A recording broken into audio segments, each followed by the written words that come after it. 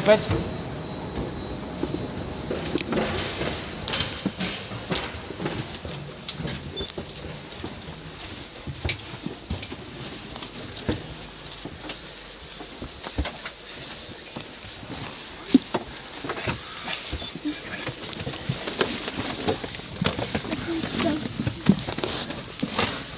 Right, everyone, welcome on board. Concorde. Concorde, 100-seater. Twice the speed of sound passenger aircraft, fastest aircraft ever in the world, commercial-wise.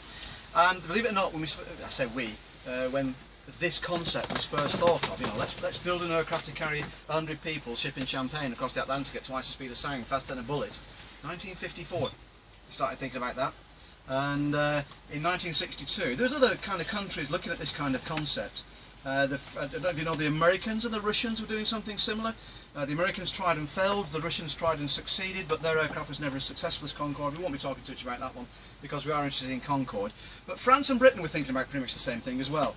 And it made sense that the French and the British got together and used, you know, kind of shared their expertise and finances on this aeroplane. So in 1962 an agreement was signed to build Concorde, and at that time they're in the region of about 200 orders for Concorde. The world's airlines, including the big airlines of the day, you know, TWA, Pan Am, remember those? They were interested in Concorde, very much, thank you. So 200 orders in the region of for Concorde. So happy days. But those orders for Concorde started to drop off for one reason or another. The Russians built a Concorde called a T-144. We didn't name it Concorde because it was very similar to Concorde. It crashed in 1973 during an air display in Paris. It wasn't Concorde. But the airlines kind of looked at it and thought, oh, she looked like Concorde. Is there something kind of generic about this design? Is it not safe? So they kind of ummed and ahed and stood back a little bit. And as they did so, anyone remember the Suez oil crisis of the 1970s? That kicked off, and that sent the price of aviation fuel rocketing through the roof. Now, we knew Concorde was a gas guzzler, and suddenly she became even less attractive to the world's airlines. And in the end, they said, that's it, sorry, we don't want Concorde. And if I was perfectly honest with you guys, the French and the British didn't want Concorde, but it was too late by now. There was no turning back. We'd spent too much money and development costs. Initially, British Airways and France, I think, took delivery, certainly British Airways took delivery of the aircraft courtesy of the government. The government said, get us out of this. You know, we spent £1.1 billion developing this aircraft, it's yours, have it.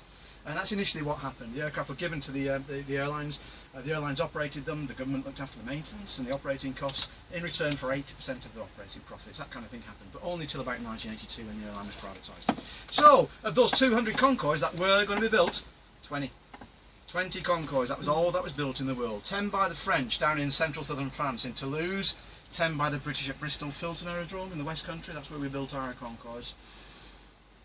And the first Concorde to take to the skies, well, you saw it back in 1969 with Raymond Baxter commentating there. That was the French prototype Concorde, done by agreement and by default. It wasn't the case of the French trying to beat the British in the air, nothing to do with that.